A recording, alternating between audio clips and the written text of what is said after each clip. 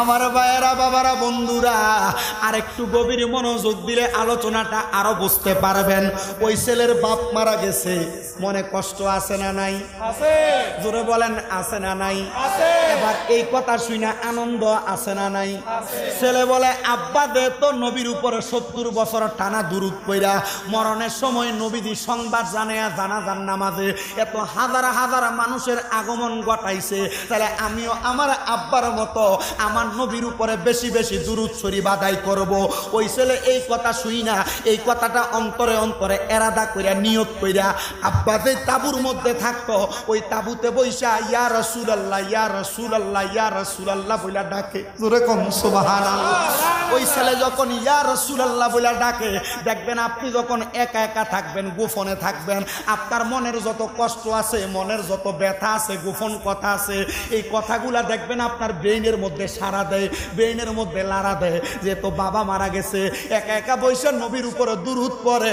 ওই ছেলে যখন রাত্রটা গভীর হইয়া গেছে, ছেলেটা হঠাৎ করে আব্বার কথা মনে হইয়া কান্না করতেছে। একলা তাবুতে কান্না করতে করতে করতে করতে ওই তাবুর মধ্যে ছেলেটা যখন কাঁদতে কাঁদতে বেহুশ হয়ে গেছে, এলাকার মানুষ চিন্তা করলো এই ব্যক্তি মারা গেছে, ছেলেটা যাবে কোথায় আমরা যদি তার দায়িত্ব না নেই। এবার রাত্রবেলা এলাকার মানুষ ছেলেটার কাছে আগমন করছে, আগমন কইরা তাবুর বাহির থেকে শুনতে পাইতেছে ছেলেটা তারা আব্বা দানের সঙ্গে কথা বলতেছে। কিরে বাবা না মারা গেল, কথা বলে কার সঙ্গে? বাবা বাবা কইরা কথা কয়। কিছুক্ষণ পরে এলাকার মানুষের জনসমাগম দেইকা ছেলেটা হঠাৎ করে তাবুর মধ্য থেকে বাইরে হইয়া দেখতেছে যেই মানুষগুলা তার আব্বার জানাজা দেওয়ার জন্য আসছে, ওই মানুষগুলা তার তাবুর সামনে দাঁড়িয়ে রইছে। ওই ছেলেটা ডাক দিয়া কয়, এলাকাবাসীও, এলাকাবাসীও, কেন আসছেন, কেন আসছেন, কারণ জানতে চায়। এলাকাবাসী কয়, আমরা আসার কারণ জানবা পরে, আগে বলো তাবুর মধ্যে কথা বলছো কার লগে? ছেলে একটা ডাক দিয়া কয়, জগৎবাসী, আমি যখন দুরূদ পড়তেছিলাম এমন টাইমে আমার আব্বার কথা মনে হয়ে আমি কান্না কইরা ঘুমাইয়া গেছি, কানতে কানতে বেহুশ হয়ে গেছি। এমন টাইমে আমি দেখলাম আমার আব্বা জান আমার সামনে হাজির হয়ে গেছে। আমার আব্বা একা হাজির হইছে না, আমি দেখছি আমার আব্বা জান সুন্দর একটা ফুলের বাগানে ঘোরাফেরা করতেছে। আমি আমার আব্বারে জিজ্ঞেস করলাম, বাবা ও আপনি না মারা গেছেন, ফুলের বাগানের মধ্যে কি করেন? আমার আব্বা আমার উত্তর দেয়, সন্তান রে, আমি তো দুনিয়াতে আমার নবীর উপর বেশি বেশি দুরূদ শরীফ আদায় করতাম। আল্লাহর কসম রে, আমার নবীর উপর দুরূদ পড়ার কারণে আমার আল্লাহ আমি আব্বার ইন্তেকালের পরে এই জান্নাতের বাগান দান কইরা দিছে। যেই ব্যক্তি আমি নবীর প্রতি যত বেশি দুরূদ শরীফ আদায় করবে, নবীজি বলছেন জান্নাতের মধ্যে সে আমার তত কাছাকাছি থাকবে। এবার বলেন, আমরা জান্নাতের মধ্যে নবীর কাছাকাছি থাকতে চাই কি চাই না? মারহাবা, আরো জোরে বলেন না মারহাবা। আনাস ইবনে মালিক আমার নবীরে প্রশ্ন করি, আর রাসূলুল্লাহ নবী গো, এই দুরূদ শরীফের আরো কয়েকটা ফজিলত বলেন নবী আমার। বলেন, যেই ব্যক্তি আমি নবীর প্রতি মাত্র একবার দুরূদ শরীফ আদায় করবে, আল্লাহ তাআলা জান্নাতের মধ্যে তার জন্য একটা বৃক্ষ রোপণ করবে, গাছ লাগিয়ে দিবে। আমার চোখের সামনে একটা গাছ দেখা যায়। মাত্র একবার দুরূদ শরীফ পড়লে আল্লাহ জান্নাতে গাছ লাগায় কয়টা? এই যে একটা গাছ, আপনারা বলেন এই গাছে কি ফাতা কি একটা না দুইটা? অনেকগুলা। সাহাবী প্রশ্ন করি, আর রাসূলুল্লাহ নবী গো, আপনার প্রতি দুরূদ পড়লাম একবার, গাছ লাগাইবো একটা, তো আমার তো গাছের দরকার নাই, আমার দরকার সওয়াবের। দরকার কিসের? সওয়াবের। নবীজি দুরূদ পড়লাম একবার, গাছ লাগাইলো একটা। নবী প্রশ্ন করে, সাহাবী গাছটা লাগাইলো কোথায়? সাহাবী বলে, ইয়া রাসূলুল্লাহ আপনি বললেন জান্নাতে লাগাইছে। মনে করেন আপনার নিজের এখানে যারা আছেন আপনারা চিন্তা করেন, কুমিল্লা শহরের কান্দির পাড়ের খন্দকার হক টাওয়ার বলেন অথবা সাত্তার খান কমপ্লেক্স বলেন, যে কোনো একটা মার্কেটে আপনার একটা দোকান আছে আপনার নামে। এখন যদি দুনিয়ার সব মানুষ আপনাকে বাধা দেয়, আপনি ওই মার্কেটে যাইতে পারবেন না। কিন্তু আইন যদি বলে দোকানের মালিক অনুসারী আপনি ওইখানে যাবেন, দুনিয়ার মানুষ আপনারা আটকাইতে পারবেনি। সাহাবী প্রশ্ন করলেন, নবী জান্নাতে গাছ একটা, আমার নবী কয় সাহাবী শোনো, আমার কোন উম্মত যদিও দুজকে চলে যায়, যদি দুনিয়ার জমিনে একবার আমি নবীর প্রতি দুরূদ শরীফ আদায় কইরা থাকে, জান্নাতের মধ্যে তার একটা গাছ থাকার কারণে আমার ওই উম্মত মৃত্যুর পরে একবার হলেও জান্নাতের মধ্যে প্রবেশ করবে। আল্লাহর কসম, নবীর উম্মতের দর। হযরতে আব্দুল হক মুহাদ্দিস দেহলভী রাহমাতুল্লাহ আলাইহি এই হাদিসের ব্যাখ্যা করেন। উনি বলেন, জান্নাতের গাছের নিচে নবীর উম্মত যখন যাবে, নবীর উম্মত ওই গাছের নিচ থেকে বাহির হবে না। হযরতে আনাস ইবনে মালিক কই, ইয়া রাসূলুল্লাহ, নবী গো, তাহলে বুঝলাম জান্নাতে একটা গাছ লাগাইলো। নবী গো, আমি যদি আপনি নবীর উপরে বারবার দুরূদ পড়ি, তাহলে কি জান্নাতের মধ্যে আমার জন্য বেশি বেশি গাছ লাগানো হবে? আমার নবী কয়, কলা নাম, হা এ সাহাবী, তোমার জন্য জান্নাতের মধ্যে বেশি বেশি গাছ লাগানো হবে। ইয়া রাসূলুল্লাহ, আপনি নবীর দুরূদের এত পাওয়ার, এত বরকত, এত ক্ষমতা, নবী গো, আপনি নবী বলেন না, আপনি নবীর দুরূদ শরীফের এই ফজিলতগুলো আমাদের জন্য কতটুক দামি হবে? আমার নবী বলে, উম্মত, এই দুরূদ শরীফ কিয়ামতের আগ পর্যন্ত আমি নবীর যত উম্মতের আদায় করবে রে উম্মত, এই দুরূদ শরীফের বরকতে আমার আল্লাহ তাআলা আমার প্রত্যেকটা উম্মতকে জান্নাত প্রদান করবে। হুজুর বুঝি নাই জান্নাত কেমনে প্রদান করবে? শুনেন, ছোট্ট একটা ওয়াক্য আমি আপনাদের কাছে বললে আপনারা বুঝতে পারবেন। দামেস্কের জমিনের মধ্যে অনেক বড় বড় আল্লাহর ওলিরা বসবাস করতেন, কিন্তু দামেস্কের মধ্যে হযরত ইব্রাহিম বলখ নামক একজন লোক বসবাস করতেন। উনি বলেন, ও দামেস্কবাসী, তোমরা শুনে নাও, আমি আমার জীবনে আমার হাবিবে কিবরিয়ার উপরে অনেকবার দুরূদ শরীফ আদায় করেছি, কিন্তু আমি যখন আমার নবীজির উপর দুরূদ শরীফ আদায় করি, আমার জীবনে কোনো কষ্টের কথা আমার মনে থাকে না। আমার স্ত্রী ইন্তেকাল করেছে, আল্লাহর কসম, আমি ইব্রাহিমের স্ত্রী ইন্তেকাল করার পরে আমার স্ত্রীর কথা আর মনে পড়ে নাই। ও ইব্রাহিম, কেন তোমার স্ত্রীর কথা তোমার মনে পড়ে নাই? হযরত ইব্রাহিম বলখ উনি ডাক দিয়া বলে, কারণ আমি এমন একজনের প্রেমের মধ্যে মশগুল ছিলাম, যিনি আকায়ে নামদার তাজেদারে মুস্তাফা সাল্লাল্লাহু আলাইহি ওয়াসাল্লাম নবীজি। ওই নবীজির উপরে যখন আমি দুরূদ শরীফ আদায় করতাম, আল্লাহর কসম, আমি ইব্রাহিমের খাবারের কথা মনে থাকতো না, আমি ইব্রাহিমের সংসারের কথা মনে থাকতো না। আহারে, আপনি দুরূদ শরীফে এমন কি মজা পাইলেন? হযরত ইব্রাহিম ডাক দিয়ে বলে, এ জগৎবাসী শুনে নাও, নবীজি সাল্লাল্লাহু আলাইহি ওয়াসাল্লামের উপরে আমি দুরূদ শরীফ পড়তে পড়তে পড়তে পড়তে আমি সংসারের মায়া ত্যাগ করলাম। আমার সন্তান আইসা আমারে প্রশ্ন করলো, হে আমার কলিজার টুকরা আব্বাজান, আপনি যে নবীজির উপরে এত বেশি দুরূদ শরীফ আদায় করেন, আপনি বলেন না নবীজির উপর এত বেশি দুরূদ শরীফ আদায় করার কারণটা কি? উনি বলেন, আমি জানি আমার নবীজির উপর বেশি বেশি দুরূদ শরীফ আদায় করলে আমার নবীজি আমার ইন্তেকালের আগে আমাকে দিদার দিবে। জোরে বলেন সুবহানাল্লাহ।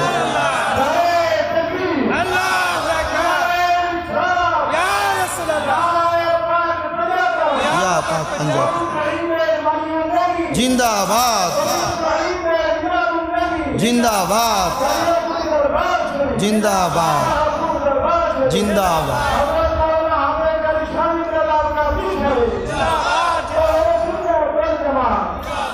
মনোযোগ দেন বাবারা। উনি বলেন, ওনার ছেলে প্রশ্ন করছেন, আব্বা আপনি এত দুরূদ পড়েন কেন? সুবহানাল্লাহ পড়েন না? ছেলে প্রশ্ন করছে, আপনি এত দুরূদ পড়েন কেন? এত তো পড়া লাগে না, আপনি এত কেন দুরূদ পড়েন? হযরত ইব্রাহিম ওনার সন্তানকে উত্তর দিলেন, বাবা আমি এত বেশি দুরূদ পড়ি, আমার মনে একটা আশা হলো আমার রসুল যেন এই দুরূদ শরীফ পড়ার কারণে একবার হলো দিদার দেয়। সুবহানাল্লাহ পড়েন। ওনার বয়স ভারী হয়ে গেছে, 70 বছর বয়স। 70 বয়সের মুরব্বী বয়স কেমন হবে? 70 বছর, এটাকে বেশি আর ভালো দেখা যায় না। মনে করেন একটা অটো রিক্সা কিনার পর, এটা 2 বছর চালানোর পর এটার অবস্থা লক্ষ্য চক্কর ভাঙ্গার উঠে গেলে খালি থেকের আওয়াজ শোনা যায়, খটখটা খট, এমন না? তো মুরব্বী 70 বছর হয়ে গেলে এটারও কিন্তু একবারে বেশি বয়স হয়ে যায়, একবারে ধার প্রান্তে চলে যায় বয়সের। তো ওনার 70 বছর বয়স। উনি একদিন নবীজির উপরে যখন বেশি বেশি দুরূদ পড়ে, রাত্রবেলা ঘুমাইছেন। ঘুমানোর পরে ওনার সন্তান বলে, আব্বা প্রত্যেক দিন আপনি দুরূদ শরীফ পড়েন, আজকে 70 বছর বয়স পর্যন্ত আজকে কেন আপনি দুরূদ শরীফ পড়েন না? ওই বাবা বলে, সন্তান একটানা 70 বছর দুরূদ পড়ছি, নবী দেখা দেয় নাই, তো এখন কেন দুরূদ পড়বো? এখন আর আমার পড়তেই ভালো লাগে না। আপনি এক লোকের মুনি দেন 5 বছর, আপনার কোনো বেতন দেয় নাই, আপনি মুনি দেওয়ার কারণ হলো কি, বা তার বাড়িতে কাজ করার কারণ সে আপনার একটা সময় কিছু না কিছু কথা কয় না, একটা সময় কিছু না কিছু তো ওই লোকের কাছে প্রশ্ন হইল যে আপনারে দুরূদ শরীফ আমি 70 বছর পড়তেছি, আমার নবী আমার দিদার দেয় না, তা আমি এখন পড়বো কেন? আমি এখন থেকে আর পড়তাম না। 70 বছর পরে বুঝছে যে যেহেতু 70 বছর দেখা দিছে না, আর দিত না, এখন আর আমি পড়বো। উনি এই কথা বলে ঘুমায় গেছেন। ঘুম থেকে সজাগ, হঠাৎ করে রাত্রবেলা অর্ধেক রাত লাফ দিয়ে উঠছেন ইয়া রাসূলুল্লাহ বলে। ওনার ছেলে প্রশ্ন করে, আব্বা এখন যে আপনি ঘুম থেকে লাফ দিয়ে উঠে গেলেন, কারণটা জানতে চাই। উনি বলেন, বাবা কোনো কথা বলতে চাই না, চলো আমার সঙ্গে রওনা করো। আব্বা কোথায় যাবেন? এত রাত্রবেলা, রাত্রে এত 12টা বাজতেছে বা অথবা অর্ধেক রাত, এখন তো যাওয়া সম্ভব না। বলে তুমি যাবে কিনা? বলে না আব্বা আপনি কোথায় যাবেন আমাকে আগে বলেন। আমার মাও নাই, আপনি আব্বাকে দেখে দেখে আমি সন্তান আমার জীবনের কষ্টের জ্বালাগুলো আমি সহ্য করেছি। ওই ছেলে বলেন, আব্বা আপনি কোথায় যাবেন?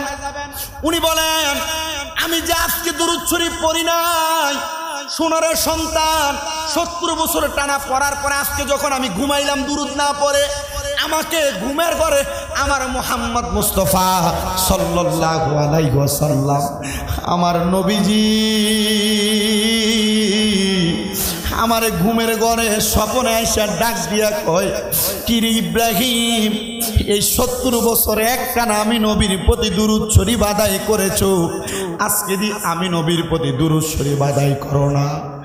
ইব্রাহিম ডাক দিয়া কয়, আমি আমার নবীকে বললাম, ইয়া রাসূলুল্লাহ 70 বছর আপনাকে ডাকলাম, আপনি দেখা দেন নাই, আর আজকে ডাকি নাই, আপনি দেখা দিলেন। 70 বছর ডাকলাম, দেখা দেন নাই, আজকে ডাকি নাই, দেখা দিলেন। নবী গো, কারণটাকে আপনি নবীর কাছে জানতে চাই। হযরত ইব্রাহিম ডাক দিয়া কয়, ইয়া রাসূলুল্লাহ, ইয়া হাবিবাল্লাহ, কারণ জানতে চাই। হে আমার সন্তান শোনো, আমার নবী আমি ইব্রাহিম উত্তর দিয়েছে, ইব্রাহিম শোনো রে শোনো, শোনো 70 বছর তুমি যখন আমি নবীকে ডাক দিতা, আমি নবী তোমার ডাকটা শুনে শুনে আমার শান্তি পাইতাম। আমি নবী চিন্তা করেছি, তোমার যদি আমি দেখা দেই, তুমি হয়তো আমাকে আর স্মরণ করবা না, হয়তো আমার আর ডাকবা না, কিন্তু তুমি যে রাগান্বিত হইয়া তুমি যে আমার ডাকা বন্ধ করে দিবা, আমি নবী তোমাকে এই জন্য দেখা দেওয়ার জন্য আসছি। আল্লাহর হাবিব বলে, ইব্রাহিম রে ডাকো ডাকো ডাকো, আমার রাসূল সাল্লাল্লাহু আলাইহি ওয়াসাল্লামের নূরানি চেহারা মুবারক হযরত ইব্রাহিম দেখে নাই। ইব্রাহিম বলে, শুন রে বাবা, আমি কেন মদিনার পথে রওনা করলাম জানো? আমার সামনে যখন আমার রাসূল ঘুমের ঘরে আমারে দেখা দিছে, আমি দেখছি আমার রাসূলের চেহারাটা, ঘুমটা দিলে মানুষের চেহারাটা যেমন হয়ে যায় ঢাকনা দেওয়া থাকে, আমার রাসূলের চেহারাটা এমন ভাবে ঢাকনা দেওয়া ছিল। আমার রাসূল সাল্লাল্লাহু আলাইহি সাল্লাম আর নূরানি চেহারা মুবারক আমার দেখা দেয় নাই। আমি বললাম, ইয়া রাসূলুল্লাহ, কেন আপনার চেহারা মুবারক আপনি দেখা দেন না? আমার রাসূল বলেছে, ইব্রাহিম শোনো, তুমি তো দামেস্কে বসে ডাক দিয়েছো, মদিনাতে আসো, মদিনাতে আসলে আমার নূরানি চেহারা মুবারক তুমি দেখবা। আরো জোরে বলেন না সুবহানাল্লাহ। এ বন্ধুরে, হযরত ইব্রাহিম বলে, বাবা এবার তুমি যাবে কিনা? ছেলেকে, আব্বা নবী দেখার জন্য যান, আর আমি যাব না, এটা হতে পারে না, আমি আপনার সঙ্গে রওনা করলাম। জোরে বলেন সুবহানাল্লাহ। হযরত ইব্রাহিম রওনা করলেন। হযরত ইব্রাহিম রওনা করার সঙ্গে সঙ্গে ওনার সঙ্গে ওনার ছেলেও রওনা করলেন। অনেক দূর পর্যন্ত গেছে, অনেক দূর যাওয়ার পরে মনে করেন দামেস্ক এবং মদিনার মধ্যবর্তী জায়গা, কুমিল্লা সদর এবং কুমিল্লা গুমতি রেলের মাঝখানে হলো কালিয়াজুরি এলাকা। তো দামেস্ক এবং মদিনার মধ্যবর্তী জায়গায় গেছে। যাওয়ার পর হযরত ইব্রাহিম বড় অসুস্থ। কি হয়েছে? অসুস্থ, আর চলতে পারতেছে না। ইব্রাহিম একটা তাবু বানাইয়া ওই ঘরের ভিতরে আরাম করতেছে, আর ছেলে 1 দিন 2 দিন 3 দিন করে করে অপেক্ষা করতে লাগলেন।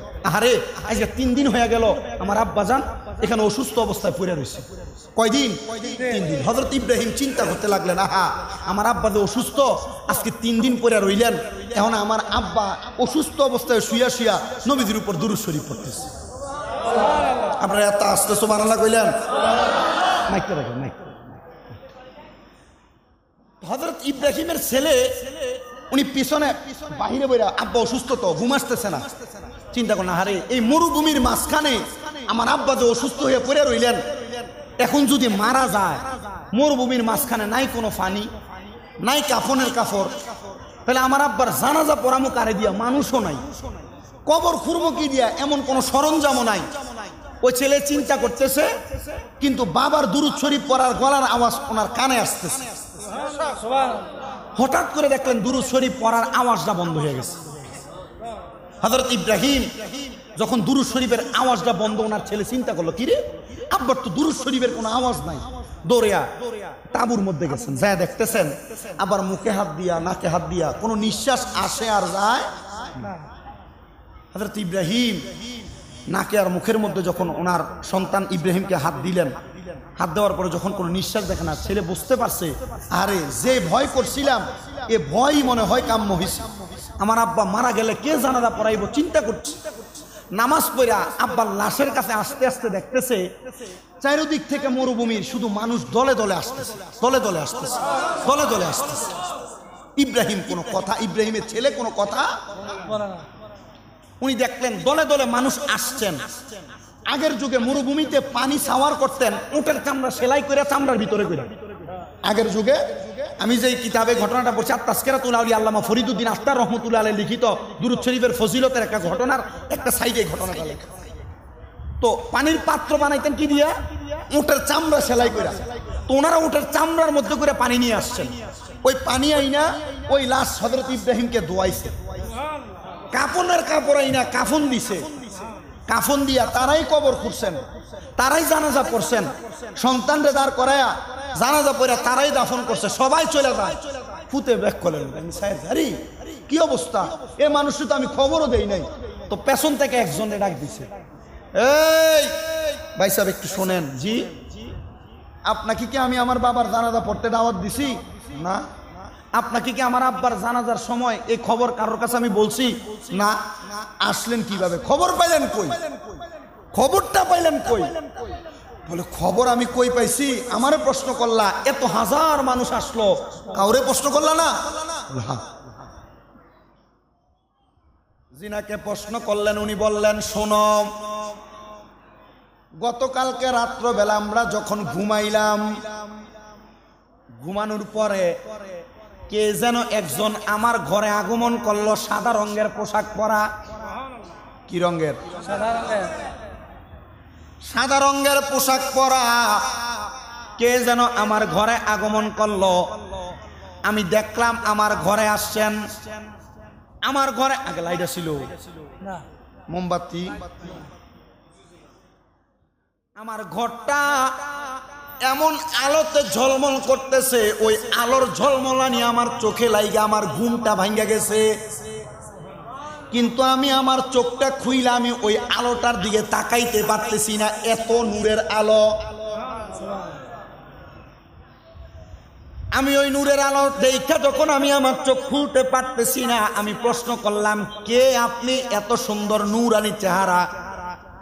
উনি বললেন, আমি হইলাম আখিরি জামানার পয়গাম্বর নবী মুহাম্মদ মুস্তাফা আহমদ মুস্তাফা সাল্লাল্লাহু আলাইহি ওয়াসাল্লাম। নবীজি, নবী গো, আমি তো আপনারে দেখার জন্য কত ডাকি, আপনি আমারে দেখা দেন না। ইয়া রাসূলুল্লাহ, ইয়া হাবিবাল্লাহ, নবী গো, আপনি নবী আমার ঘরে, কারণ কি? আমি গরিবের ঘরে, আমি গোলামের ঘরে, আপনি নবী কেন আগমন করলেন? ও আমার কালিয়াদুরি হযরতে আইনুদ্দিন শাহ, হযরতে গোলাপ শাহ, হযরতে বাবরু শাহ রহমতুল্লাহ আলাইহি সহ এই জায়গায় যারা যারা বসলেন, আল্লাহর ওলিরা, আশেকেরা, পাগলেরা, নবী দেখার জন্য কত কান্দেন, নবীরে তো দেখেন না। নবী পাওয়ার জন্য কত কান্দেন, নবীরে তো পাইতেছেন না। পাইবেন কেমনে? আপনার খাবারের মধ্যে হারাম নিশ্চিত। পাইবেন কেমনে? আপনি চলতেছেন উল্টা পাল্টা? পাইবেন কেমনে? আপনার চলাফেরার মধ্যে তো এখনো কোনো লিমিট নাই। আপনি চলতেছেন হালাল পথে না হারাম পথে আপনি জানেন না। ওই ব্যক্তি বলে, ইয়া রাসূলুল্লাহ, আপনি নবীরে দেখার জন্য কত প্রেমিক কান্দে, কত গোলাম কান্দে, আপনি নবী তো দেখা দেন না। নবী গো, আজকে কেন আপনি আমার ঘরে আগমন করলেন? ছেলেরে উত্তর দিতেছে। আমি আমার নবীরে প্রশ্ন করলাম, ইয়া রাসূলুল্লাহ, আজকে কেন আগমন করলেন? আমার নবী আমারে উত্তর দিছে, শোনো রে পাগল, শোনো, আমার একজন আশেকে রাসূল। কি রাসূল? আমার একজন আশেকে রাসূল তোমার এলাকার পূর্ব এলাকার মধ্যে মরুভূমির মাঝখানে মইরা পইরা আছে। জানাজা দেওয়ার মতো কোনো মানুষ নাই, কাফন দেওয়ার মতো কোনো মানুষ নাই, দাফন দেওয়ার মতো কোনো মানুষ নাই। ফারওয়ানি এমন একজন আশেকের জানাজায় শরীক হইতা।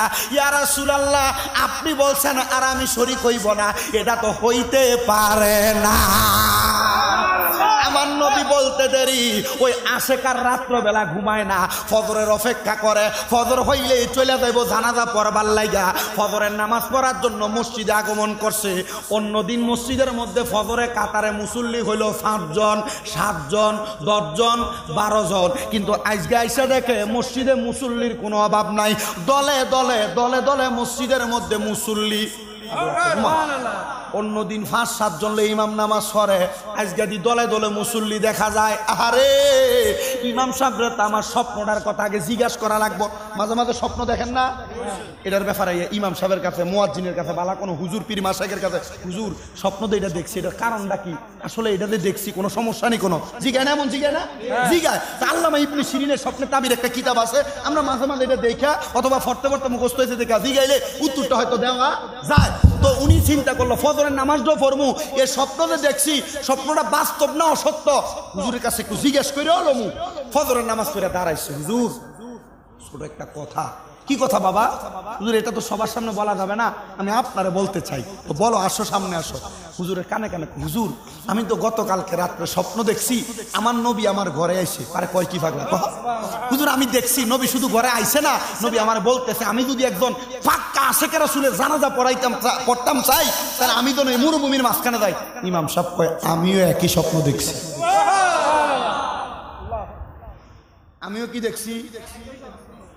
ইমাম সাহেব চিন্তা করলো, আমি একা আর যাইতাম না, আমার এত মুসল্লি, অন্য দিন এত মুসল্লি হয় না, তারা লই যাবো।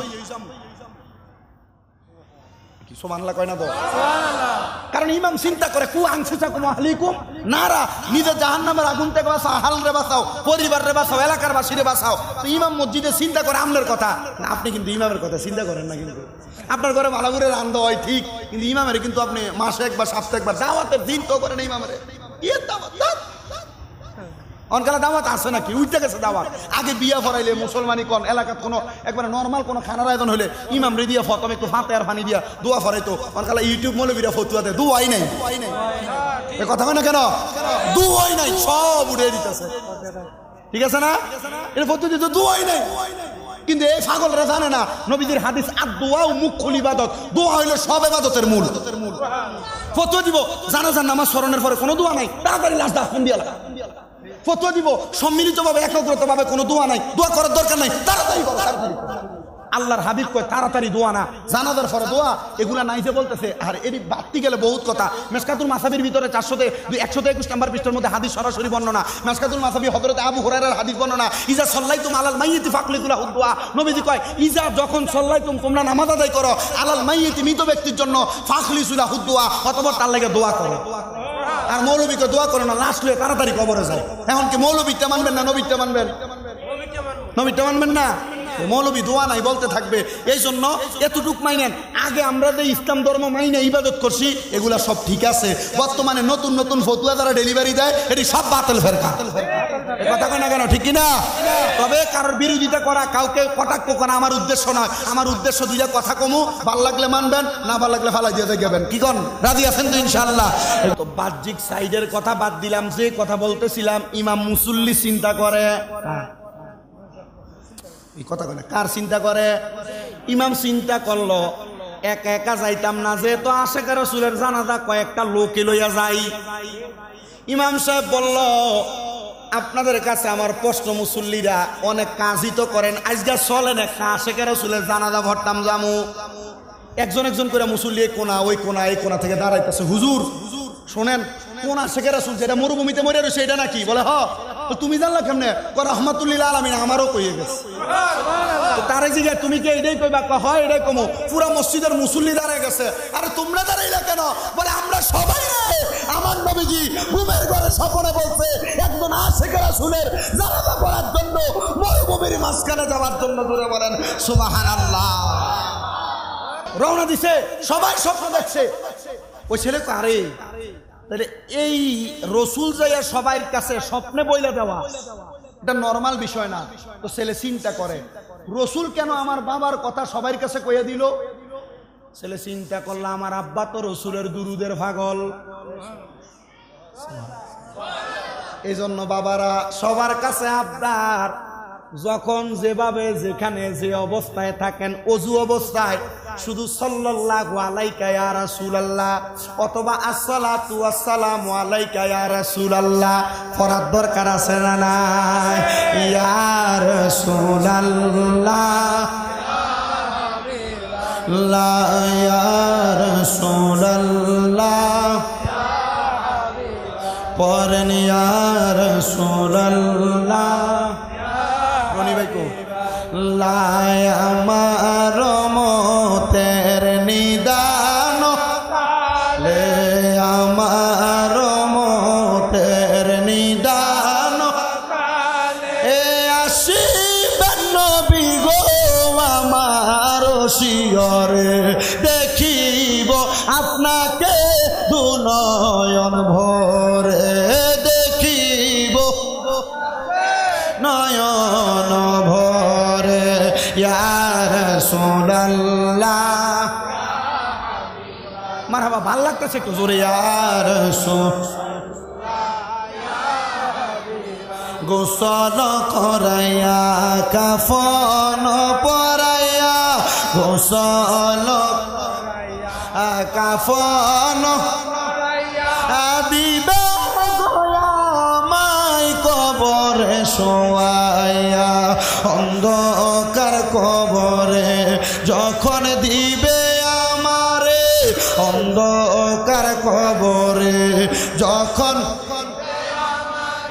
এই আসিবেন নবী গো আমার শিয়রে, দেখিব আপনাকে নয়ন ভরে, দেখিব নয়ন ভরে ইয়া রাসূলুল্লাহ।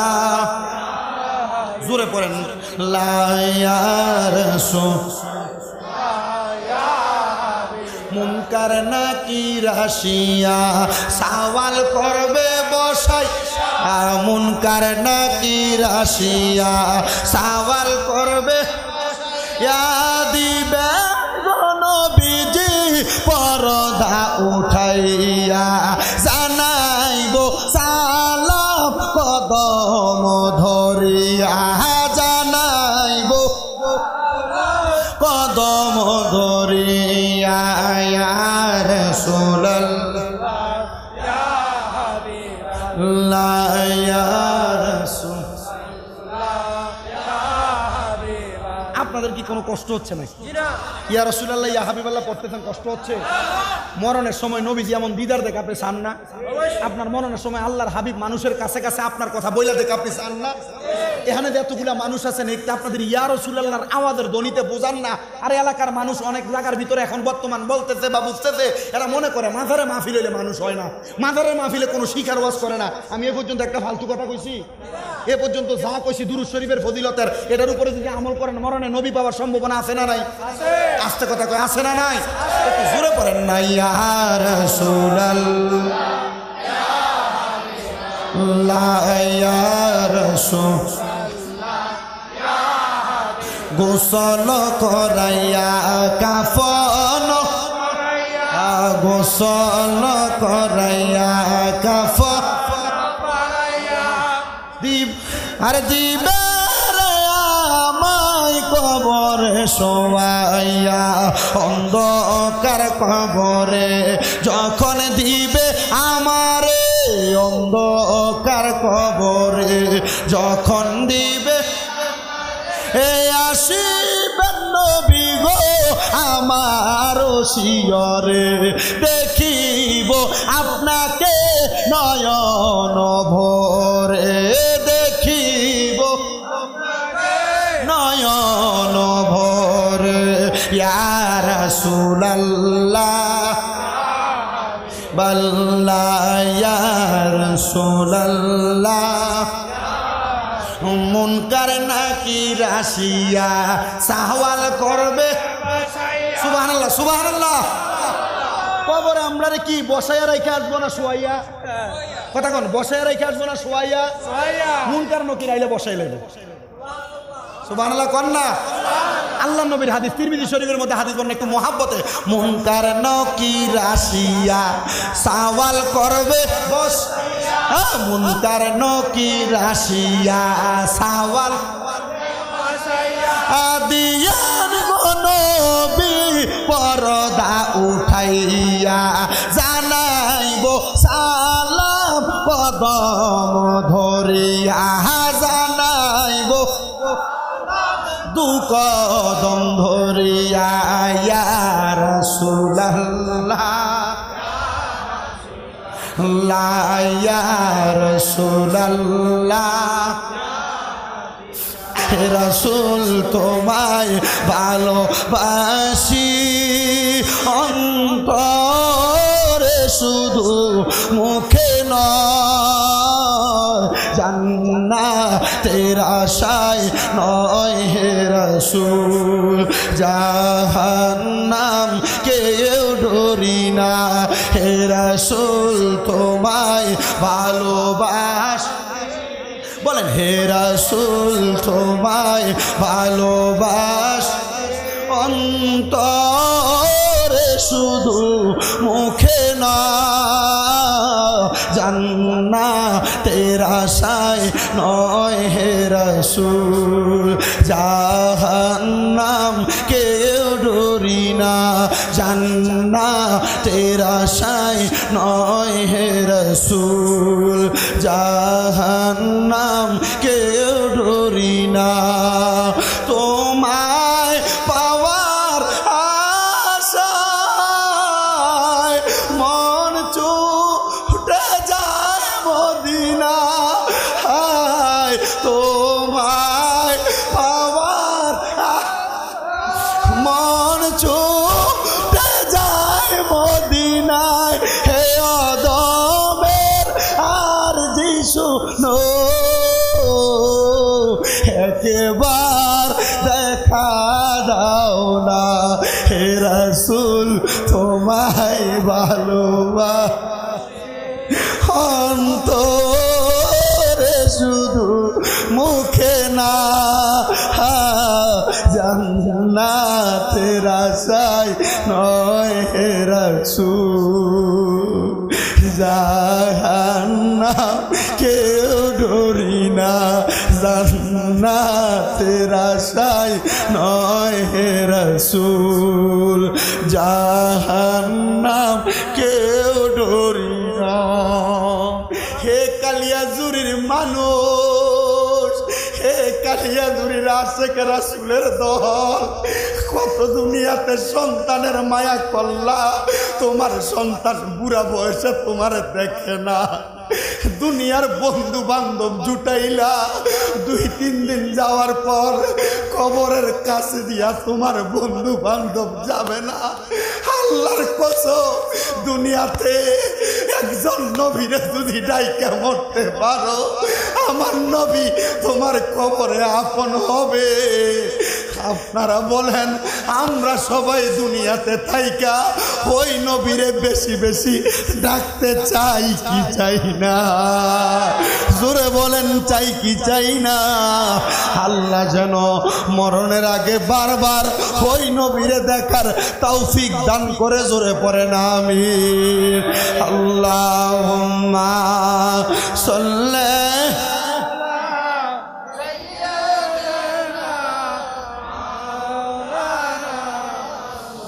محمد وعلى آل سيدنا নবী নবী গো আপনি আল্লাহর রাসূল আপনার নাহি তুলনা আপনার নূরের পরশ লেগে ইয়াসরিবে হইল মদিনায় আল্লাহুম্মা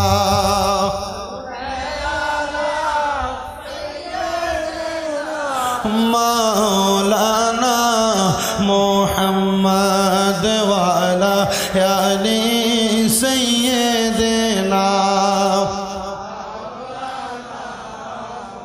ছেলেটা ডাক দিয়া কয় ও জগৎবাসী, আমি যখন আমার আব্বাজানের জন্য কান্না করতে লাগলাম, আমার আব্বাজান আমি সন্তানকে বলেছে রে বাবা, যেই বাগানটা দেখো এই বাগানটা একমাত্র হাবিবে কিবরিয়ার উপরে দুরূদ শরীফ পড়ার কারণে আমার আল্লাহ তাআলা এই বাগানটা আমি আব্বাজানরে দান করেছে। ও আব্বা, আপনি বলেন না, আপনি যে জান্নাতের মধ্যে এত সুন্দর জায়গা পাইলেন, আমরা যদি আমার হাবিবের উপরে এত সুন্দর দুরূদ শরীফ আদায় করি, আমার আল্লাহ তাআলা আমাদেরকে এমন জান্নাত প্রদান করবেন কিনা। ছেলেটা বাবার কথা শুই না ডাক দিয়া কয় ও জগৎবাসী, আমি যেমন দেখছি আমার আব্বাজান জান্নাতে চলে গেছে নবীর উপরে দুরূদ পড়ার কারণে, আমি আমার আব্বাজানের জন্য আর কান্না করলাম না। আমি আমার আব্বারে বললাম, বাবা তাহলে আপনি বাবা হিসেবে আমি সন্তানকে একটু নসিহত করেন না। আব্বা ডাক দিয়া কয় এ সন্তান, যদি আমি আব্বাজানের মতো এত সুন্দর মরণ চাও, আমি আব্বাজানের মতো এত সুন্দর একটা জায়গা মরার পরে তুমি চাও, তাহলে দুনিয়ার জমিনে বেশি বেশি আমার নবীজির উপরে দুরূদ শরীফ আদায় করো। আপনারা মুহাব্বতের আওয়াজে বলেন, ওই আব্বা যদি দুরূদ পড়ার কারণে জান্নাত পাইতে পারে, ওই সন্তান যদি আব্বাজানকে মরার পরে দুরূদ পড়া দেখতে পারে, আমরার যাদের মা নাই, আমরার যাদের বাবা নাই, আমরা যদি আল্লাহর হাবিব সাল্লাল্লাহু আলাইহি ওয়াসাল্লামের প্রতি বেশি বেশি দুরূদ শরীফ আদায় কইরা আমরার মার জন্য দোয়া করি, আমরার বাবার জন্য দোয়া করি, আমার আল্লাহ তাআলা আমরারে ঘুমের ঘরে আমরার মা বাবার অবস্থা জানাইতে পারে কি পারে না? আল্লাহর নবী কয় শুধু পারে না রে উম্মতের দল, কোন সন্তান যখন তার মার জন্য তার বাবার জন্য মুনাজাতের মধ্যে হাতটা তুইলা আল্লাহর কাছে দোয়া করে, রব্বির হামহুমা কামা রব্বায়ানি সগীরা ওয়া কুর রব্বির হামহুমা কামা রব্বায়ানি সগীরা, ওই সন্তান দোয়ার জন্য যখন আল্লাহ তাআলার দরবারে হাতটা বাড়ায়া দেয়, আমার আল্লাহ তাআলা ওই সন্তানের চোখের মণিকোঠার মধ্যে একটা মাছির মাথা পরিমাণ পানি ছাইরা দিয়া কান্না করলে ওই পানিটা মাটিতে পড়ার আগে তার মা বাবার জীবনের গুনাহগুলা মাফ কইরা দেয়। জানি না আজকে এই কালিয়াজুরি হযরতে আইনুদ্দিন শাহ রহমাতুল্লাহ আলাইহির মাজার প্রাঙ্গণের এই জান্নাতের বাগানে কত এতিম সন্তান জানি বসে গেছে, তাদের মা নাই, কত এতিম সন্তান জানি বসে গেছে, তাদের বাবা নাই রে। পর্দার অন্তরালে কত মা বোনেরা জানি শুনতেছে, তাদের আম্মা নাই, আব্বা নাই। সন্তান রে, ভুলে গেছো তোমার মা বাবার কষ্টের সময়ের কথা। এত কষ্ট করে তোমার মা তোমার আব্বা জান তুমি সন্তানরা মানুষ করছে, আব্বা নিজের রক্ত করে পানি বানাইয়া ফেলছে, আব্বা নিজের মাথার গাম পায়ে ফালাইছে, আব্বা রোদের মধ্যে পুইরা মেঘের মধ্যে ভিজা তুমি সন্তানরে মানুষ বানাইছে, হাড়গুলা শক্ত করে দিতে। এখন তুমি সন্তান লাখ লাখ টাকা কামাই করো, কিন্তু তোমার আব্বাজান কবরে শুইয়া রইছে। এই যে রোজার ঈদটা চলে গেল, তোমার আব্বাজান রে 500 টাকা দিয়া কিনে একটা লুঙ্গি পরাইতে পারো নাই, তোমার ব্যাংক অ্যাকাউন্টের মধ্যে লাখ লাখ টাকা পইরা রইছে, কিন্তু আব্বাজান রে 500 টাকার একটা লুঙ্গি কিনা পরাইতে পারো নাই। তোমার মা তোমার জন্য কত কষ্ট করছে, আজকে তোমার মা দুঃখিনী অন্ধকার কবরে শুইয়া রইছে। তোমার মা দুঃখিনী এমনও সময় গেছে, স্কুল মাদ্রাসায় যাওয়ার সময় মা দুঃখিনী নিজে পান্তা ভাতটা খাইতো না, পানি খাইয়া পেটটা পুড়ে রাখতো। মা তুমি সন্তানের জন্য পান্তা ভাতগুলা রাইখা দিত, কাপড় রাস্তার মধ্যে 5-10 টাকা রাইখা দিত, ওই মা তুমি সন্তানদের যাওয়ার সময় হাতে দিয়া দিত। আজকে তোমার মা কবরে, তোমার আব্বাজান কবরে, তুমি সন্তান তোমার মা বাপরে এমন কোনো কিছু দিতে পারতেছ না। চিন্তা করো রে সন্তান, এমন অনেক সময় গেছে মা বাবা না খায়া তুমি সন্তানরে খাওয়াই খাইয়া মা কবরে। গত কিছুদিন আগে একটা প্রবাসী আমারে কল দিছে, হুজুর সামনে কুরবানির ঈদ আসে, আমি প্রবাসী হইতে পারি, লাখ লাখ টাকা ইনকাম করে, হুজুর আমার মা বাপের জন্য দোয়া করবেন। আমি জিগাইলাম কেন রে? ওই ছেলের চোখের পানি গুলা ছাইরা দিছে হোয়াটসঅ্যাপে কল দিয়া। ছেলে ডাক দিয়া কই হুজুর আমার আব্বা জান আমারে বড় কষ্ট করে মানুষ করছে, আমার আব্বার দুধের গরুটা বিক্রি করে আমার আব্বা আমারে বিদেশ পাঠাইছে, আমার মায়ের একমাত্র সম্বল গলার চেনটা বিক্রি করে আমার আম্মা আমারে বিদেশ পাঠাইছে। হুজুর আজকে আমার কাছে লাখ লাখ টাকা পড়ে আছে, কিন্তু হুজুর কুরবানির ঈদ আসলেই আমার কলিজাটা ছিঁড়া যায়। এমনও সময় গেছে সমাজ থেকে আমার ঘরে গোশত আসলে রান্না করে আমার মা বাপ আমারে খাওয়াইতো। হুজুর এখন আমি চিন্তা করি আমার যত টাকা পড়ে আছে আমি কুরবানি দেই প্রতি বছর বছর, কিন্তু আমি আমার আব্বা আম্মার মুখে একটা টুকরা গোশত তুলা দিতে পারি না। এই সন্তানের দল একটাবার চিন্তা করে দেখো। কিন্তু বর্তমান সমাজে এমন অনেক সন্তান দেখা যায় যারা টাকার মালিক, পয়সার মালিক, সম্পদের মালিক হইছে কথা সত্য, পরিবারে ঝগড়া করে, ভাইয়ে ভাইয়ে ঝগড়া করে, ভাইয়ের বউয়ের সাথে ঝগড়া করে, তারা তাদের মা বাপকে জুদা করে দেয়, মা বাপকে আলাদা করে দেয়। আল্লাহর দোহাই ও যুবক ভাই, ও মুরব্বী বাবা, কেউ যদি তোমরা তোমাদের মা বাপকে এমন জুদা করে দিয়ে থাকো, আলাদা করে দিয়ে থাকো, আল্লাহর রাস্তে তোমার পাওটা আমার সামনে দাও, আমি আমার জিহ্বা দিয়ে তোমার পাওটা পরিষ্কার করে দিব। বলে হুজুর কেন এমন কথা বলেন? তুমি জানো না রে হে সন্তান, আম্মা আব্বারে খাওয়াইলে সন্তানের টাকা পয়সা কমে না। গত সপ্তাহে আমি একটা হাদিস শরীফ পড়ছি, নবীদের হাদিস। হযরতে আবু সাঈদ খুদরী রাদিয়াল্লাহু তাআলা আনহু বর্ণনা করেছেন, উনি বলেন যদি কোনো সন্তান তার মা বাবার জন্য মাত্র 1 দিরহাম খরচ করে, আল্লাহ তাআলা তার সম্পদের মধ্যে তারাক্কি দান করে, বরকত দান করে। আর সন্তান টাকার মালিক, পয়সার মালিক, তুমি তোমার মা বাপকে জুদা করে দিছ। আল্লাহর দোহাই লাগে তোমার কদমে আমি আমার হাতটা দিয়া বললাম, যদি কেউ তোমার মা বাপকে জুদা করে দিয়া থাকো, আজকে মাহফিল শেষ করে বাড়ির মধ্যে যাইয়া আম্মা আব্বার পাগুলের মধ্যে জড়াইয়া ধরবা, ধরে বলবা মা ও আব্বা জান আপনাদেরকে জুদা করে দিয়েছি, আলাদা করে দিয়েছি, আল্লাহর রাস্তায় আমি সন্তানকে আপনারা ক্ষমা করে দিবেন। যতক্ষণ পর্যন্ত তোমার মা বাবা মুখ দিয়া বলছে মাফ করে দিছি, ততক্ষণ পর্যন্ত মা বাবার পাও ছাড়বা না। অনেকে চিন্তা করে হুজুর আমি পাও ধরবো, দূরের কথা, পাও ধরলে তো হুজুর গুনাহ হবে না, শিরিক হবে না। না রে না, নবীর আরেকটা হাদিস শরীফ পড়লাম, আমার নবী শিখিয়ে দে উম্মত, মা বাবার পাও শুধু ধরা না, মাঝে মাঝে সুযোগ পেলে মা বাবার কদমে চুমা দিবা। আব্বা আম্মা মারা গেছেন, ইন্তেকাল করছেন, মাফ চাওয়ার সুযোগ যেহেতু নাই, আম্মা আব্বার কবরের সামনে যাইয়া আম্মা আব্বার মাথাটা যেদিকে ফিরিয়ে দিছে, মানে মাথা তো উত্তর দিকে ফিরিয়ে দিছে, কোন দিকে? কেবলার দিকে। কেবলাটা পিছ দিয়া মা বাবার মুখের দিকে ফিরা শুধু দোয়া করবা, রব্বির হামহুমা কামা রব্বায়ানি সগীরা, রব্বির হামহুমা কামা রব্বায়ানি সগীরা। নবীর শিক্ষা দেয় চোখের মনি কোঠার মধ্যে একটা মাছির মাথা পরিমাণ পানি ছাইরা দিয়া যদি কোনো সন্তান দোয়া করে, আমার আল্লাহ তাআলা ওই সন্তানের দোয়া সাথে সাথে কবুল করে। মানে পানিটা মাটিতে পড়ার আগে আমার আল্লাহ তাআলা তার মা বাবার জীবনের গুনাহ মাফ করে দেয়। বন্ধুরে ও নবীর উম্মতের দলেরা, এই জন্য সবার কাছে আবদার, জীবিত থাকলে কদমে ধরে মাপ চাইবা, বেঁচে থাকলে কদমে ধরে মাপ চাইবা। আর যদি মারা যায় মা বাবার কবরের সামনে যে দোয়া করবা। আসেন আমার বাবাজিরা, বন্ধুরা রে, ও নবীর উম্মতের দলেরা, জীবিত থাকা অবস্থায় যেমন দোয়া, ইন্তেকালের পরে তেমন দোয়া আপনি আপনার মা বাবার জন্য করার পরেও মা বাবা কবরের মধ্যে গেল শান্তিতে আছে না অশান্তিতে আছে জানার জন্য অনেক চেষ্টা করলেন, কিন্তু দুনিয়ার জমিনে ঈমান হারা রয়ে গেলেন, মা বাবা কবরে শান্তি পাবে এটার আশাও করতে পারবেন না। আজকে দুপুরবেলা আমি একটা হাদিস শরীফ তেলাওয়াত করতেছি, আল্লাহর নবী শিখিয়ে দেয় আল্লাহ তাআলার কোরআনের আইন মোতাবেক দুনিয়ার জমিনে একটা মা বাবা তার সন্তানটাকে এমনভাবে মানুষ করবে, ওই সন্তানটাকে 3টা জিনিসের শিক্ষা প্রদান করবে। 1 নাম্বার শিক্ষা হলো হুব্বু নাবিয়্যুকুম, তার আম্মা তার নবীর ভালোবাসা শিক্ষা দিবে। 2 নাম্বার শিক্ষা হলো হুব্বু আহলে বাইতি, এবার হলো 2 নাম্বার শিক্ষা দিবে আহলে বায়াত তার পরিবারের ভালোবাসা।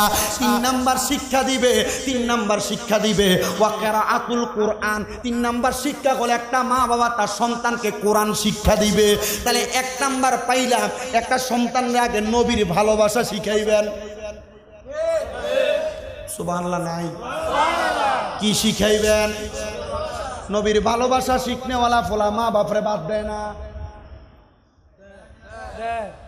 নবীর ভালোবাসা শিখনেওয়ালা ফোলা মা বাপরে ফিডে। নবীর ভালোবাসা শিখনেওয়ালা ফোলা মা বাপরে বৃদ্ধাশ্রমে দেয়।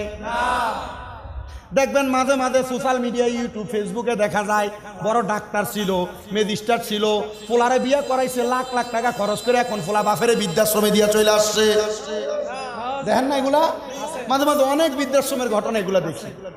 এই জন্য সন্তানদের নবীওয়ালা বানাইয়েন। সুবহানাল্লাহ কন্যা। আজকের মাহফিলের একটা শিরোনাম দেখা যায়, দেখেন, পবিত্র ঈদে মাজিউন নবী সাল্লাল্লাহু আলাইহি সাল্লাম আসেনি? পবিত্র ঈদে মিলাদুন নবী সাল্লাল্লাহু আলাইহি সাল্লাম আসেনি? মিলাদুন নবী যার, মাজিউন নবীও তার। এটা নিয়ে বিভ্রান্ত আছে না? মারামারি আছে না? কত রকমের কথা আছে না? যদি কেউ কোনো রকমের কথা কয়, উত্তর দিবেন মিলাদুন নবী অর্থ হলো নবীদের জন্মের। সুবহানাল্লাহ কন্যা। ঈদে মিলাদুন নবী অর্থ হলো নবীর জন্মের খুশি। ঈদে মাজিউন নবী অর্থ হলো নবীদের শুভাগমনের খুশি। সুবহানাল্লাহ কর। কিন্তু বর্তমানে আলেম নামের অনেকে আছেন যারা নবীর মিলাদুন নবী এবং মাজিউন নবীর পার্থক্য তৈরি কইরা মানুষের মাঝে বিভ্রান্ত তৈরি করেছে। বলে কি, যারা মাজিউন নবী করে তারা নাকি মিলাদুন নবী অস্বীকার করে। নাউজুবিল্লাহ কন্যা। জি না, এই মাজিউন নবীর ব্যাপারে যিনি কিতাব লিখছেন, আমরা নুরুজ্জামান মামা, ওনার কিতাবটা পড়ার পর আমি ওনার জিগাইলাম, মামা আপনি যে কিতাব লিখছেন আপনি কি মিলাদুন নবী অস্বীকার করেন? উনি 3 বার কইছেন নাউজুবিল্লাহ। কয়বার? 3 বার নাউজুবিল্লাহ বলছে। আমি জিগাইলাম, মামা কারণটা কি? এখন অনেকে যে বলতেছে আপনি মিলাদুন নবী অস্বীকার করেন, তো মামা মিলাদুন নবী অস্বীকার করার কোনো কারণ? তো যারা মিলাদুন নবী মানি, আমরা মানি না? আমরা আগে তো মিলাদুন নবী করছি নাকি? এখন করিনি? কি করে না করি? এখনো মিলাদুন নবী, মাজিউন নবীর মাধ্যমে মিলাদুন নবী হয়। সুবহানাল্লাহ বলেন। নবীর জন্মের মাধ্যমে নবীর সর্বশ্রেষ্ঠ শুভাগমন, এটার নামই মাজিউন নবী। এটা নিয়ে আর কোনো দ্বন্দ্ব, মারামারি, কাটাকাটি কোনো কিছু করার দরকার। আপনি আপনার সন্তানদের একটা শিক্ষা দিয়ে, আব্বা এতটুক শিক্ষা গ্রহণ করা, নবীর আগমনে খুশি হইবা। অনেক জায়গায় দেখবেন মিলাদুন নবীর মাস হইলে, ভাদ্র মাস হইলে কুত্তা পাগল হয়ে যায় না? মিলাদুন নবীর মাস হইলে অনেকে দেখবেন এই মিলাদুন নবীর মাহফিল করলে মনে এটি কুত্তার মতো পাগল হয়ে থাকা। এরা প্রশ্ন করে, তুমি এটা পাগল হয়েছো কি লেগা? আরে তুমি বুঝো না, ভাদ্র মাসে কুত্তা কামড় দিলে মানুষ যেমন পাগল হয়, মিলাদুন নবীর কথা শুনলে আমরা পাগল। ফতোয়া দিয়ে দিছে মিলাদুন নবী তাবারুক যারা খায় এরা গু খায়। নাউজুবিল্লাহ, জোরে কইছেন না কেন? আরে মিলাদুন নবীর মাহফিল, নবীর আগমনে খুশি হইয়া তাবারুক কইরা মানুষের মাঝে আনন্দ উদযাপন করলাম, এটা তো আরো ভালো জিনিস। ভালো জিনিস না? এতটুক মনে রাখেন, সন্তানদেরকে শিক্ষা দিবেন, আব্বা মিলাদুন নবী করো। আনাইলে দেখবেন মিলাদের থেকে সরাইবেন, এফুতে আপনি মরণের পরে কবে জানাজান আমাদের ঘরে দোয়া নাই, এফুতে কবে 60 দিন না নাই, 40 নাই, এফুতে আপনার দেখবেন মারা যাওয়ার পরে এটা হারা এটা মাটি দিয়ে চলে যাবো। কিন্তু আল্লাহর নবী কয় মারা যাওয়ার পরে কোনো মৃত ব্যক্তির কবর উপরে উঠতো না। সুবহানাল্লাহ কয় না তো? এতটুক শিক্ষা গ্রহণ করা আল্লাহ তাআলা আমাদেরকে তৌফিক দান করুক। জোরে বলেন আমিন। শুধু মিলাদুন নবী আর মাজিউন নবী না, সন্তানরে আল্লাহর হাবিব সাল্লাল্লাহু আলাইহি ওয়াসাল্লামের উপরে বেশি বেশি মিলাদ কিয়াম করার, বেশি বেশি দুরূদ শরীফ আদায় করার এবং রাসূল পাক সাল্লাল্লাহু আলাইহি সাল্লামের শান মান আজমতের শিক্ষাটা একটু বেশি করে দিবেন। দেখবেন আল্লাহ তাআলা আপনাকে বরকত দিবে, এই সন্তানকে বরকতওয়ালা বানাবে। আল্লাহ যেন সে তৌফিক দান করে। জোরে পড়েন আমিন। যতটুক কথা বলেছি নবীদের দুরূদ শরীফের ফজিলত, নবীদের মিলাদুন নবী, পিতামাতার খেদমতের কথা এবং মাঝে মাঝে ছোট ছোট কিছু ওয়াকিয়া, আল্লাহ যেন সব মানার তৌফিক আমাদেরকে দেয়। আসুন আমরা ওই নবীকে একটু দাঁড়ায় সালাম দিই। বর্তমান বাজারে 1,18,000 টাকা। আপনার আদবে স্বর্ণর চাইতে দামি। সিদ্ধান্ত আপনার তাবারুক নিয়ে বাড়িতে চলে গেল, যাইবেন আর একটু বৈশা জিকির মুনাজাত করে বাড়িতে গেলেন, একটু মহাব্বতে জিকির করতে রাজি আছি না? জিকিরের মাঝখানে তাবারুক দিবে, আপনারা উঠে চলে যাবেন। উঠে চলে গেলে আবার সিদ্ধান্ত আপনারা, আমরা দোয়া করব। জিকির হবে কার? আমার সাথে মহাব্বতে জাতের জিকির করবেন। একসাথে একতালে যদি জিকিরের তাল নষ্ট হয়ে যায়, আবার থাইমা একসাথে আল্লাহ আল্লাহ জিকির শুরু করবেন। রাজি আছেন না ইনশাআল্লাহ? মহাব্বতের আওয়াজে উচ্চ কণ্ঠে একটু আল্লাহ তাআলার জিকির করবেন।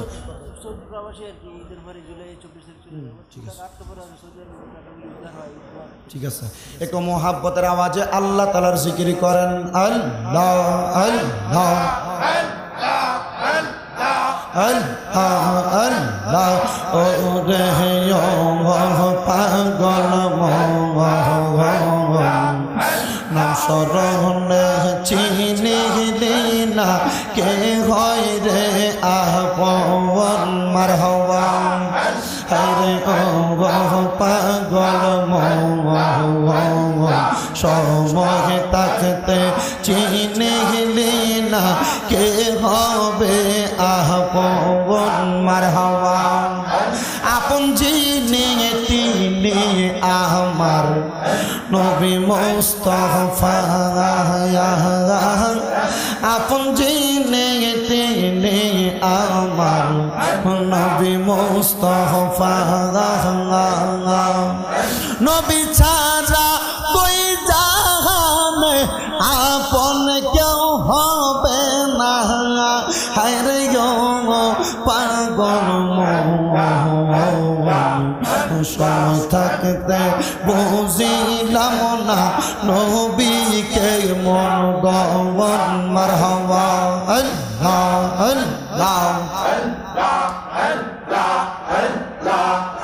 নূর নবীজির কালিমা খানে পয়রা যাইবানে পাগলা নূর নবীজির কালিমা খানে গলায় রাখবানে জগৎবাসী শুনছ নূর নবীজি দিদার লাগি আজ ডাকতেছি মারহাবা আল্লাহ আল্লাহ কত ভালোবাসি আমরা দয়াল নবীর কত ভালোবাসি আমরা মায়ার নবীর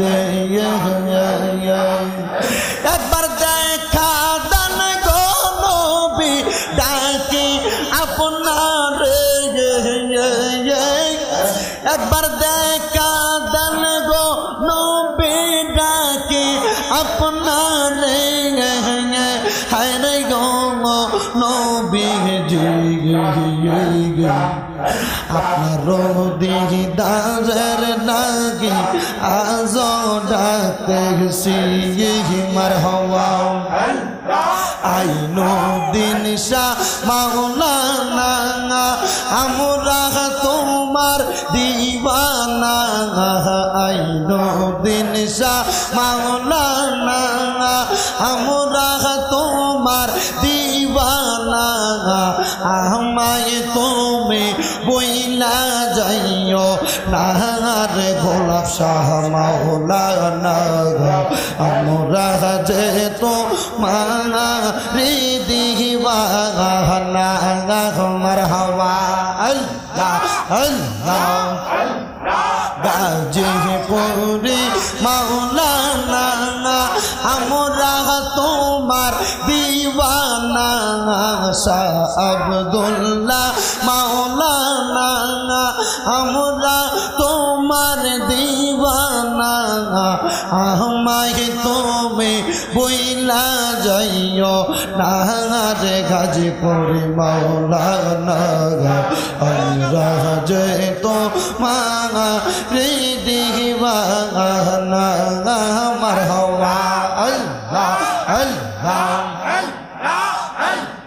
শাহপুরের প্রেম বাগানে শাহপুরের প্রেম বাগানে ফুটলো আজব ফুল সেই ফুল আমার প্রাণের মুর্শিদ বাগদাদি হুজুর সেই ফুল আমরার প্রাণের মুর্শিদ কাউকাব শাহ হুজুর মারহাবা শাহপুরের প্রেম বাগানে শাহপুরের প্রেম বাগানে ফুটলো আজব ফুল সেই ফুল আমার প্রাণের মুর্শিদ কাউকাব শাহ হুজুর মারহাবা আল্লাহ আল্লাহ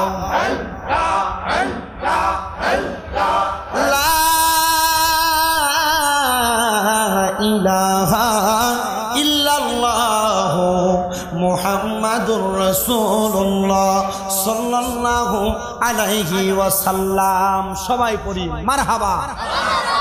সবার কাছে দোয়া কামনা করি, আমার জন্য খাস করে দোয়া করবেন। আপনাদের দোয়ায় এই কুমিল্লা শহরে আমার এখনো 6টা মাদ্রাসা চলতেছে। এর মধ্যে কুমিল্লা নূরপুর সমুনিতে শাহপাড়া রোডের মাথায় তাহফিজুল কোরআন হিফজ মাদ্রাসা পুরুষ শাখা এবং মহিলা শাখা, 3তলা যে বিল্ডিং এটা। আরেকটা কুমিল্লা চকবাজার নূরপুর সমুনি থেকে মেডিকেল রোডে ঢুকতেই মুরকাবাড়ির সামনে, এটাও তাহফিজুল কোরআনের একাডেমিক শাখা। আরেকটা আপনার বিবির বাজার রোডে, তেলিকোনা থেকে বিবির বাজার রোডে আল হোসাইনি ইসলামিয়া সুন্নিয়া মাদ্রাসা। এর আগেই বক্সিয়া দরবারের সামনে 4তলা বিল্ডিং এ জামিয়া নূরে মদিনা মাদ্রাসা। আপনারা শুধু দোয়া করবেন আমার মাদ্রাসাগুলোর জন্য, দোয়া করবেন না ইনশাল্লাহ? আপনাদের দোয়ায় আমার এক মাদ্রাসায় একটা ছেলে মাত্র 8 মাসে হাফেজ হয়েছে। দোয়া করবেন আমার ছেলেগুলোর জন্য, আল্লাহ তাআলা যেন আমার মাদ্রাসার প্রত্যেকটা ছাত্রদেরকে কবুল করে। সবার কাছে দোয়া কামনা কিছু করবেন। সকলে বলে আলহামদুলিল্লাহ, আরো বলে আলহামদুলিল্লাহ। আজকে তাদের দরবার শরীফে হাজির হওয়া মহাপবিত্র মাদিউন নবী সাল্লাল্লাহু আলাইহি ওয়াসাল্লাম ও সেই মিলাদুন নবী সাল্লাল্লাহু আলাইহি ওয়াসাল্লাম আওয়াজ اللهم آمين الحمد لله رب العالمين الصلاة والسلام على رسوله الكريم ربنا آتنا في الدنيا حسنة وفي الآخرة حسنة وقنا عذاب النار या इलाही रहम फरमा मुस्तफ़ा की वास्ते खुल दे दरवाजाए रहमत गदा की वास्ते रहमतुल लिल आलमीन खत में रसूल जाने जगह अहमद हामिद मुहम्मद मुस्तफ़ा की वास्ते मौदू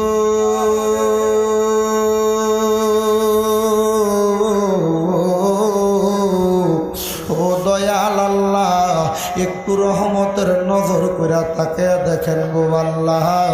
আল্লাহ পবিত্র জিলকদ মাসে আল্লাহ আল্লাহ জিকির ও পবিত্র ঈদে মাজিউন নবী সাল্লাল্লাহু আলাইহি ওয়াসাল্লাম, পবিত্র ঈদে মিলাদুন নবী সাল্লাল্লাহু আলাইহি ওয়াসাল্লাম উদযাপন উপলক্ষে হযরতে আইনুদ্দিন শাহ রহমাতুল্লাহ আলাইহি, হযরতে গোলাপ শাহ রহমাতুল্লাহ আলাইহি সহ শেখ শাহজাদা ডক্টর সৈয়দ আহমদ পেয়ারা বাগদাদি আল কাদেরী রাদিয়াল্লাহু তাআলা আনহুর স্মরণে 19তম বাৎসরিক ইমানি নুরানি রহমতি মাহফিল সাজাইয়া এই কালিয়াজুরি দরবার প্রাঙ্গণে আমাদের জানের জান প্রাণের প্রাণ সৈয়দ গোলাম মোহাম্মদ আব্দুল কাদের কাউকাব আল কাদেরী হুজুর কেবলার সদারত ক্রমে এই জান্নাতের বাগান মাহফিল সাজাইয়া আমার সঙ্গে কতগুলা আলেম সমাজদারি পাকা মুরব্বী বাবারা, যুবক নওজোয়ান ভাইয়েরা, হুফাজে কোরআন সহ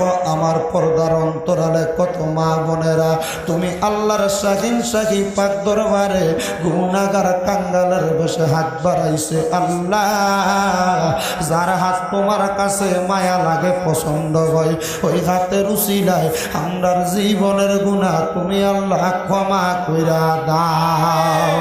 দয়াল রে আজকের মুনাজাতের হাদিয়া সোনার মদিনায় সবুজ গম্বুজের নিচে সোনালী রওজা পাকে আমার দয়াল নবীর দরবারে কবুলার মঞ্জুর কইরা নাও। সকল নবী রাসূল সাহাবায়ে কেরাম তাবিন তাবে তাবিন খোলাফায়ে রাশিদিন সলফে সালিহিন নুজাবানু আব্দুল্লাহ খিয়ার দরবারে, আমার গৌসে পাকের দরবারে, আলা হযরতের দরবারে, খাজা গরিবে নওয়াজের দরবারে, বাহাউদ্দিন নকশবন্দি মুজাদ্দেদ আল ফেসানি সহ সকল তরিকতের ইমাম বিশেষ করে শাহেনশাহ সিরকুটের দরবারে কবুলার মঞ্জুর কইরা নাও। আল্লাহ মাযহাবের ইমামদের দরবারে কবুল কইরা নাও। আল্লাহ বিশেষ করে সারা বাংলার সম্রাট শাহজালাল ইয়ামিনী শাহপুরান জালালি নাসিরউদ্দিন সিবাসালা যিনি পূর্ব পশ্চিমে শুয়া রইছে রে আল্লাহ, ওনার দরবারে তুমি আল্লাহ কবুলার মঞ্জুর কইরা নাও। আল্লাহ বিশেষ করে বাংলাদেশের প্রথম শহীদ হযরতে গুলজারে আলমের দরবারে কবুল করো। রাব্বুল আলামিন বোরহানউদ্দিন আউলিয়ার দরবারে কবুল মঞ্জুর করো। চট্টগ্রামের জমিনে আমানত শাহ বদর শাহ বাইজিদ বোস্তামি মোহসেন আউলিয়া আজিজুল হক শেরে বাংলা মিসকিন শাহ গরিবুল্লাহ শাহ দরবার মাইজবান্ডার দরবার পানুয়ার দরবার সহ সকল তরিকতের দরবার রেজবিয়া দরবারে কবুল আর মঞ্জুর করে নাও মাবুদ। আল্লাহ কুমিল্লার শহর কুতুব কুমিল্লাবাসীর ধন্য বানাইয়া যিনি শুইয়া রয়েছে হযরতে হাফেজ কারি শাহ আব্দুল্লাহ গাজীপুরি বাবার কদমে হাদিয়া কবুল মঞ্জুর করে নাও আল্লাহ। বিশেষ করে শাহপুরের দরবারে নুরুদ্দিন বন্দিশা বাবার দরবার আব্দুল সুবহান আল কাদরির দরবার ডক্টর আহমদ পেয়ারা বাগদাদির দরবারে কবুল আর মঞ্জুর করে নাও আল্লাহ। বিশেষ করে এ কালিয়াজুরির জমিনে হযরত আইনুদ্দিন শাহ দরবার গোলাপ শাহ দরবার বাবলু শাহ বাবার দরবার সহ আল্লাহ বকশিয়া দরবার সহ কুমিল্লার আনাসে কানাসে সারা পৃথিবীর আনাসে কানাসে যত হক্কানি রব্বানি পীর মাশায়েখ আছে তাদের আরওয়াহ পাকে হাদিয়া কবুল আর মঞ্জুর কইরা নাও দয়াল রে। আজকের মাহফিলে এমন কত সন্তান হাত বাড়াইছে যেই সন্তানটার জগতের মধ্যে আব্বা নাই, যেই বাবা রিক্সা চালাইয়া মাটি কাইটা মাথার গাম পায়ে ফালাইয়া পরের বাড়িতে বদলার কাজ কইরা রোদে পুইরা মেঘে ভিজা নিজের রক্তরে পানি বানাইয়া সন্তানটারে আজকে আব্বা মানুষ কইরা দিয়া অন্ধকার কবরে মুর্দা লাশ হইয়া শুইয়া রইছে। আল্লাহ এমন আব্বা যাদের অন্ধকার কবরে রে আল্লাহ আব্বার কবর তুমি আল্লাহ জান্নাতের বাগান বানায়া দাও দয়াল রে। অনেকে তিমেরা হাত বাড়াইছে যাদের জগতের মধ্যে মা নাই, যে মা 10 মাস 10 দিন গর্ভে ধারণ কইরা সন্তানের প্রসব বেদনা সহ্য করতে মার বড় কষ্ট হইছে, যে মা নিজে না খেয়ে সন্তানরে খাওয়াইছে আল্লাহ জানি না এমন মা কার জানি অন্ধকার কবরে। এমন অনেক এতিম আছে মাও নাই বাবাও নাই জনমের এতিম। ভালোবাসি তোমায় বাবা বুকটা যে যাইছি রে, তোমার কথা হৃদয় মাঝে পড়ছে বারে বারে। বাবা গো বাবা বাবা গো বাবা বাবা তুমি কেমন আছো ছোট মাটির ঘরে, তোমার কথা হৃদয় মাঝে পড়ছে বারে বারে। আল্লাহর অতিম আছে মা নাই বাপ নাই ডুকরায়া ডুকরায়া কান্দে। এই মসজিদের মুয়াজ্জিন আমার ভাই আল্লাহ মুহাম্মদ গোলাম হোসেন আল কাদেরী শাহপুরি, ওনারও মাও নাই বাপও নাই। এই মাহফিল কমিটি সহ এই মাহফিলে মুনাজাতের মধ্যে যারা অংশীদার হয়েছে আল্লাহ যাদের মা বাবা কবরে মাফ চাই তোমার দরবারে তুমি মাফ করে দাও আল্লাহ। জান্নাতি নাজ নিয়ামত দিয়া তাদের মা বাবার কবরটারে ভরপুর করে দাও।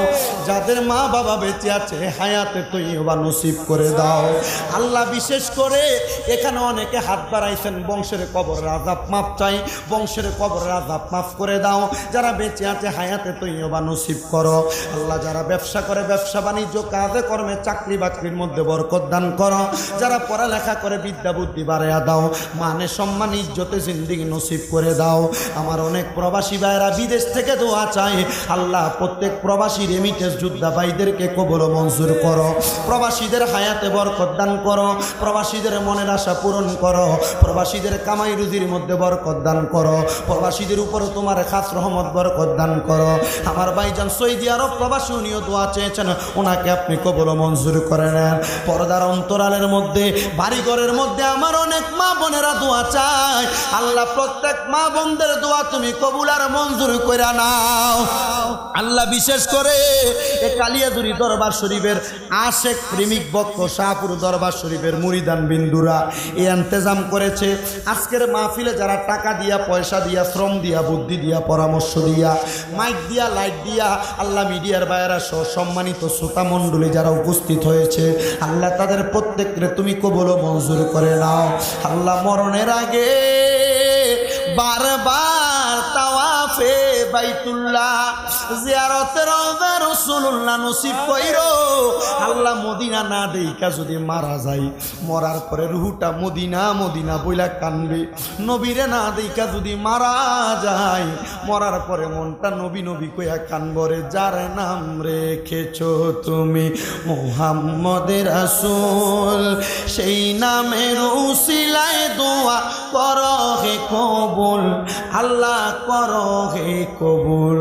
বলেন যার নাম রেখেছো তুমি মুহাম্মদের রাসূল, ওই নামের উসিলায় দোয়া করো হে কবুল, আল্লাহ করো হে কবুল। আল্লাহ যা কিছু বলেছি, যা বলতে পারি নাই, আল্লাহ আমাদের প্রত্যেকটা মনের আকাঙ্ক্ষা কবুল করে নাও রাব্বুল আলামিন। মরণের আগে নবীজির নূরানি চেহারা মোবারক দেখতে দেখতে আমাদের প্রত্যেকের হক্কানি রব্বানি পীর ও মুর্শিদের জবানের সঙ্গে জবান মিলাইয়া আখিরি জবানে মধুরি কালেমা পড়ে দিয়েন, লা ইলাহা ইল্লাল্লাহু মুহাম্মাদুর রাসূলুল্লাহ সাল্লাল্লাহু আলাইহি ওয়াসাল্লাম। আসসালামু আলাইকুম ওয়া রাহমাতুল্লাহ।